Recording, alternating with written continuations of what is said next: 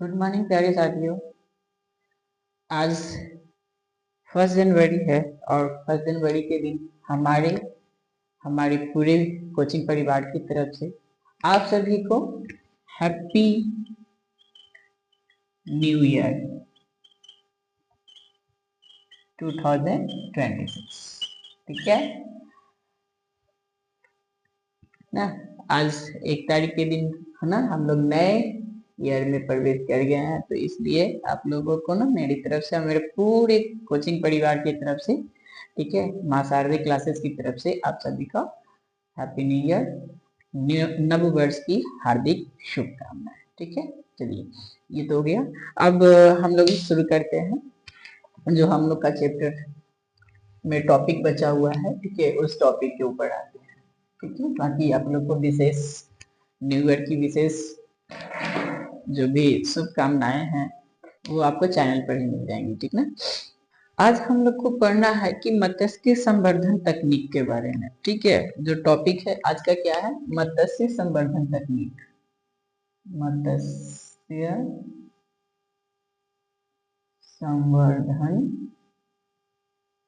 तकनीक है ना, यानी कि किस तकनीक के द्वारा, किस टेक्नोलॉजी के द्वारा मत्स्य का संवर्धन, चाहे वो समुद्र के अंदर हो चाहे वो मीठे जल में मतलब किया जा रहा हो, तो किस तकनीक के द्वारा किया जाता है उसके बारे में आज हम लोग डिस्कस करेंगे। और ये मत्स्य संवर्धन तकनीक का लास्ट जो पार्ट है वो होने वाला है। ठीक है, यानी कि मत्स्य पालन का लास्ट आपका ये टॉपिक होने वाला है। ठीक है, और वीडियो भी इसके बाद फिर हम लोग दूसरे वाले वीडियो में चलेंगे, दूसरा जो टॉपिक रहेगा उस पर डिस्कस करेंगे। आज मत्स्य पालन को आज खत्म कर देते हैं। ओके, ठीक है।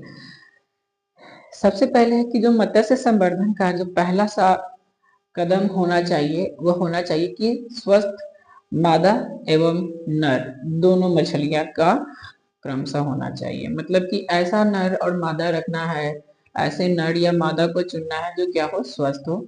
मादा से हमें अंडाणु मिलेगा और नर से हमें शुक्राणु मिलेगा। तो ये दोनों प्राप्त करना है। दोनों किससे प्राप्त करना है, तो एक स्वस्थ नर और मादा से प्राप्त करना है। ठीक है ना।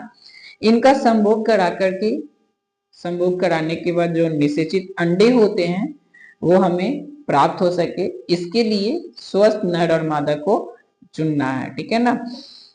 युग्मकों का जो ये क्या बोलते हैं, गैमिट्स होते हैं, यानी कि नर का जो शुक्राणु और मादा का जो अंडाणु जब मिलता है, युग्मनज जब बनता है, तो उसको प्राप्त करने के लिए स्वस्थ मछलियों में से जो पिट्यूटरी हार्मोन्स है ना, शरीर के अंदर एक ग्लैंड होता है जिसे पिट्यूटरी ग्लैंड कहते हैं, उसके अंदर से जो हार्मोन स्रावित होता है उसे पिट्यूटरी हार्मोन्स के नाम से भी जानते हैं। उसमें कई प्रकार के हार्मोन्स होते हैं। ठीक है ना। तो जो पिट्यूटरी हार्मोन्स होते हैं कि उसी हार्मोन्स की सुई लगा करके उनको क्या किया जाता है कि उत्तेजित की जाती है, ताकि वो जो है ना हार्मोन्स के प्रभाव में मछलियां जो है युग्मक मुक्त करती है, यानी कि अंडाणु और शुक्राणु को क्या करती है, मुक्त करती है। ठीक है। इस विधि से अंडाणु एवं शुक्राणु प्राप्त करने की विधि को हम लोग प्रेरित प्रजनन कहते हैं। क्या कहते हैं, प्रेरित प्रजनन, है ना।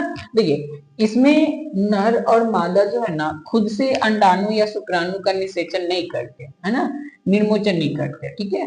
तो इसमें क्या करते हैं कि सुई लगा करके, है ना, सुई लगा करके हम लोग क्या करते हैं, अंडाणु और शुक्राणु प्राप्त करते हैं। ठीक है ना। अंडाणु और क्या करते हैं, तो शुक्राणु प्राप्त करते हैं।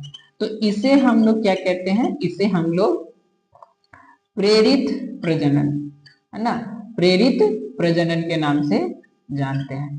अर्थात प्रजनन के लिए प्रेरित किया जा रहा है, हार्मोन्स की सुई लगा करके इसे प्रेरित करते हैं। ठीक है। पिट्यूटरी हार्मोन जो होते हैं, इसको प्राप्त करने का जो विधि होता है काफी साधारण विधि है। ठीक है ना। काफी मतलब ऐसा विधि है जो एकदम सिंपल सा विधि है, जिससे कि हम लोग क्या कर सकते हैं कि ये प्राप्त कर सकते हैं, हार्मोन्स को प्राप्त कर सकते हैं। ठीक है ना।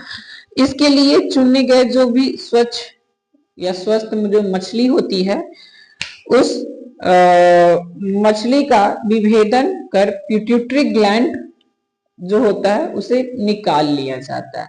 विभेदन करके मतलब उसे काट करके या जैसे भी हो उसको पिट्यूटरी ग्लैंड को करते हैं, क्या करते हैं कि निकाल लेते हैं। विभेदित करके पिट्यूटरी ग्लैंड को ही डायरेक्ट निकाल लिया जाता है। उसके बाद फिर किसी भी पिसाई करने वाले यंत्र से इसको महीन पीस लिया जाता है, एकदम बारीकी तरीके से पूरी इसको लिक्विड फिश की तरह एकदम पीस करके ऐसे छान लिया जाता है, ठीक है ना। छानने के बाद द्रव्य प्राप्त जो होता है उसे नर एवं मादा मछलियों में सुई लगाकर प्रविष्ट कराया जाता है। जो छानने के बाद जो लिक्विड मिलता है ना वही आपका पिट्यूटरी हार्मोन्स होता है। तो पिट्यूटरी हार्मोन्स को सुई के द्वारा किसी भी नर और मादा को इंजेक्ट कर दिया जाता है, दे दिया जाता है। इस द्रव में पिट्यूटरी ग्रंथि का हार्मोन्स होता है, ठीक है। तो जो हार्मोन्स होता है उसका नाम है गोनोडोट्रोपिक हार्मोन, जीटीपी। गोनेडोट्रोपिक हार्मोन्स होता है। ये जो आपके जो पिट्यूटरी ग्लैंड के अंदर जो हार्मोन पाया जाता है उसी का नाम है होता है ये, उसमें ये हार्मोन्स पाए जाते हैं, ठीक है ना। ये जो हार्मोन होता है मादा एवं नर की जो जनन ग्रंथि होता है यानी कि जो गोनड होता है उसको उत्तेजित कर देता है, जिससे कि ये अंडाणु और शुक्राणु को क्या करते हैं मुक्त होने देते हैं, ठीक है ना। और इस प्रकार से वो अंड जनन या फिर शुक्र जनन यानी कि जो शुक्राणु का होता है वो मुक्त कर देते हैं, है ना। मुक्त करते हैं और फिर वो पानी के अंदर ही क्या होता है कि जो शुक्राणु होता है अंडाणु के साथ निषेचन की क्रिया करता है। जो निषेचित अंडे होते हैं इनका संवर्धन हम लोग तालाब के अंदर रख करके यानी कि तालाब में डाल करके करते हैं।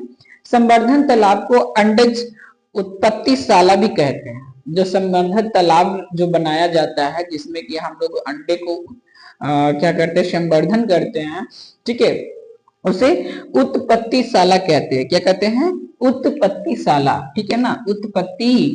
उत्पत्तिशाला कहा जाता है ना। उत्पत्तिशाला जैसे प्रयोगशाला होता है जहाँ पे हम लोग प्रयोग करते हैं, तो यहाँ जो कि हम लोग क्या कर रहे हैं तो संवर्धन करा रहे हैं अंडाणु का शुक्राणु का संवर्धन के द्वारा उनको विकसित किया जा रहा है, तो उसे मछलियों का उत्पत्तिशाला भी कहा जाता है, ठीक है।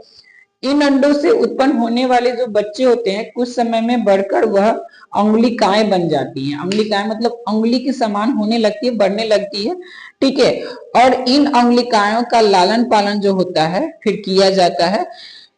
इनको लालन पालन करने के लिए किसी अन्य तालाब में डाल दिया जाता है या किसी अन्य झील में डाल करके इनका लालन पालन किया जाता है। और जब ये बड़ी होती है तो मछलियां बन जाती है कि बड़ी होकर ये मछलियां बन जाती हैं, जिन्हें जल से निकालकर इनका उपयोग फिर हम लोग एज अ भोजन के रूप में कर लेते हैं, ठीक है ना।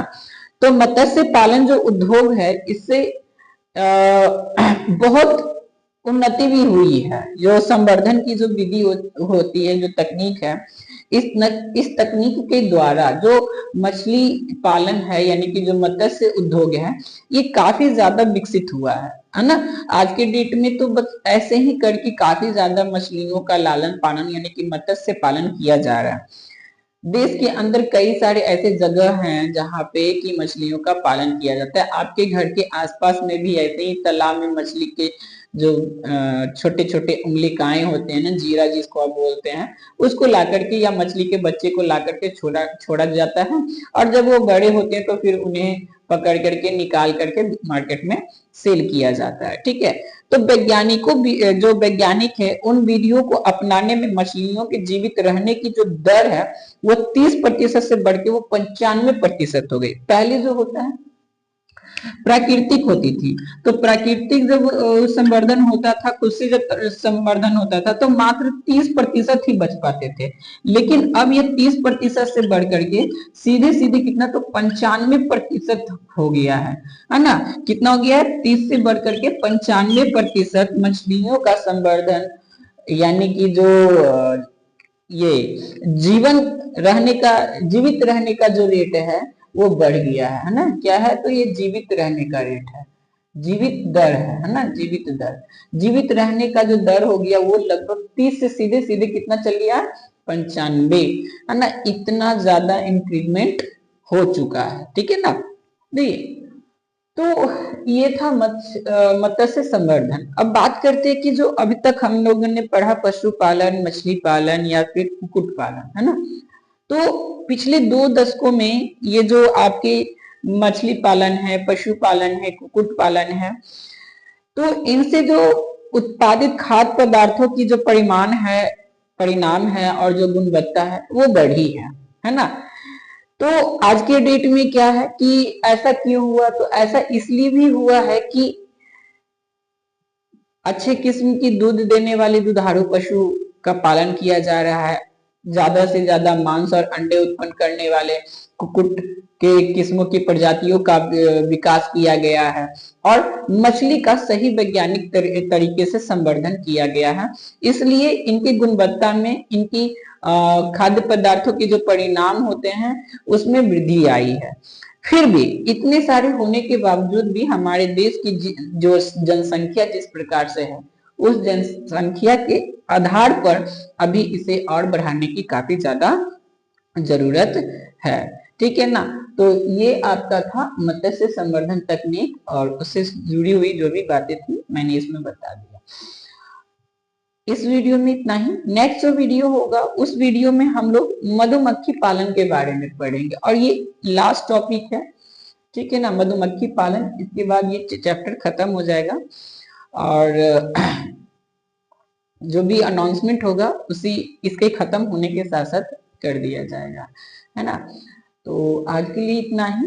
हाँ, न्यू ईयर में मैं आप लोगों से बस यही एक निवेदन करना चाहता हूँ ना कि प्लीज वीडियो को ज्यादा से ज्यादा शेयर करें, कमेंट्स करें, लाइक करें और अपने दोस्तों को ना इसको शेयर करके सब्सक्राइब के लिए भी बोलें ना, क्योंकि ये एक ऐसा टॉपिक है या ऐसा मतलब विषय में जो पढ़ा रहा हूँ अभी इस पे भी और भी जो हमारे टीचर्स जो अभी कोचिंग के हैं ना, वो भी धीरे धीरे आएंगे इस प्लेटफॉर्म पे और क्लास लेंगे। अभी कुछ रीजन की वजह से वो नहीं आ पा रहे हैं, तो वो भी लेंगे क्लास, जिससे कि सबको एक अच्छा ज्ञान भी